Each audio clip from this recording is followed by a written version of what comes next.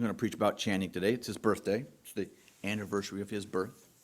But I got to start with this email first that I got yesterday from our Unitarian Universalist Association. General Assembly is coming up in June. And at this General Assembly, we're going to vote to ban all cars and trucks. Everything with an internal combustion engine, except buses that hold more than 30 people. All automobile racing is to be ended immediately. Only electric vehicles can be sold after 2025, and all automobiles of any kind banned after 2050. Getting rid of cars in the USA is approximately as radical an idea as William Ellery Channing preaching in 1819 that Jesus was fully human, not part of the usual Christian Trinity of Father, Son, and Holy Spirit. Some people were struck dumb at the prospect, truly frightened by the implications. Some were quietly in sympathy, but surprised to hear it spoken out loud, and a few were already working at making it happen. William Ellery Channing considered himself to be a Christian. He was a Christian using his rational mind just as his Creator God had intended when it gave him that mind. Born on April 7th, 1780, to a prosperous family in Newport, Rhode Island, his maternal grandfather signed the Declaration of Independence. His father was the state attorney general. They had status and money. Channing was eventually married to his first cousin, which wasn't that big a deal back then.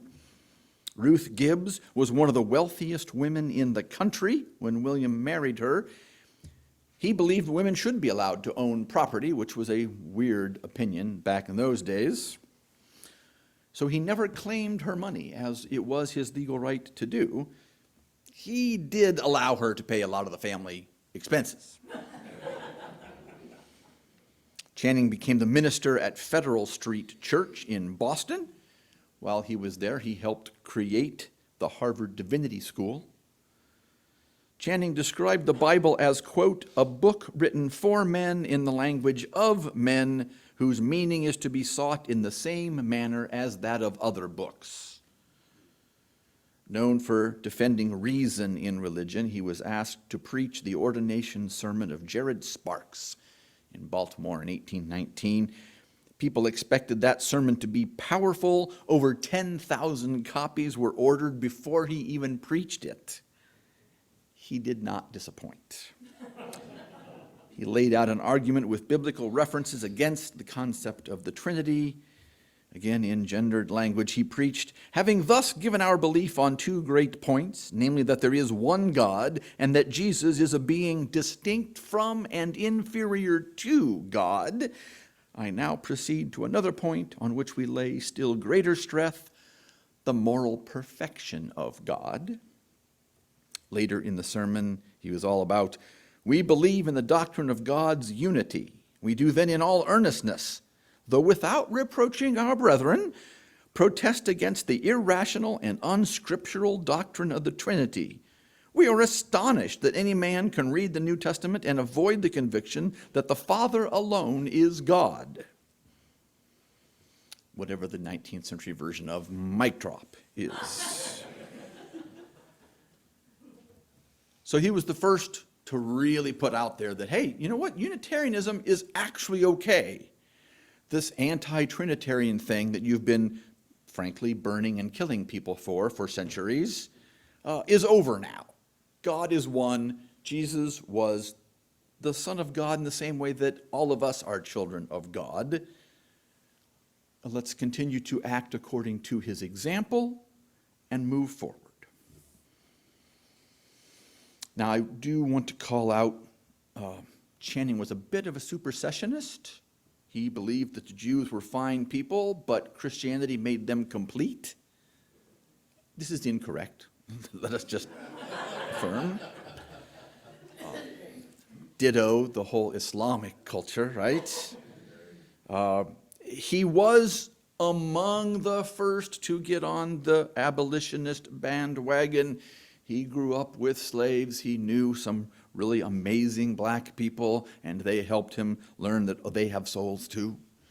And so he preached an abolition sermon as early as 1825 and did preach some pretty strong abolitionist points in the 1830s and 40s before he died in 1842.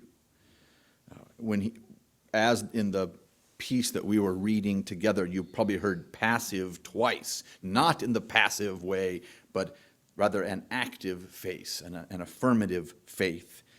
He calls that mind free that doesn't have accidental impulse.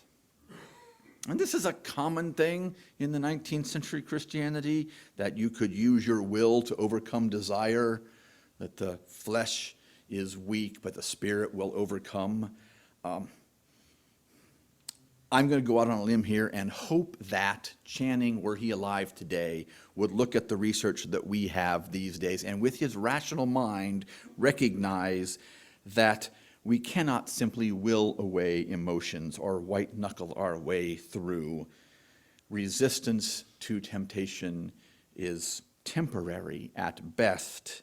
It is better to feel our emotions, to work to understand them, to use our rational mind to understand the causes and the effects and the triggers, and to create pathways in our lives to feel our feelings but not act out of them. He would also know that's easier said than done. I certainly still have strong feelings out of which I act sometimes, but I'm getting better at it. And I like to believe he would recognize that just saying you have to be strong is not sufficient. But he did do a lot of good things for our world and help our Unitarian cause become accepted and even a leader in the world of religions. As members of this congregation, let us receive new truth as if it were an angel from heaven. Let us not cower to human opinion, and let us use our reason to manage our emotions, and let us help each other as we do these things as members and friends of this congregation. Welcome to this covenanted community. It is glad to be part of us. Welcome to Unitarian Universalism all. So may we be.